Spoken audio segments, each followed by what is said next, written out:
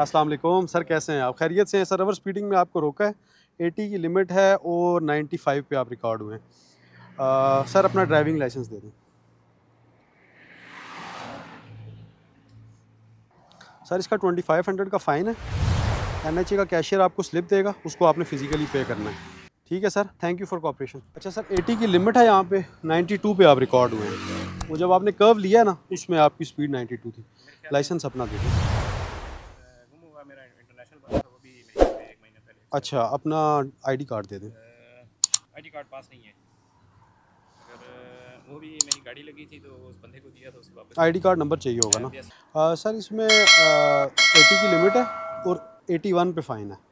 ठीक है। 90 तक हाँ, वैसे हमने जो है ना अभी स्पीड लिमिट्स रिवाइज़ हुई हैं, उसको भी प्रॉपर्ली नोटिफाई कर दिया गया है। मुख्तलिफ चैनल्स के थ्रू भी ये मैसेज बताया जा रहा है। ऑस्टेरिटी मेजर्स जो हमारी हैं उसके अकॉर्डिंगली जो है ना, अब मिसाल के तौर पे अगर कहीं पे 100 लिमिट थी तो उसको 90 कर दिया गया है। ठीक है।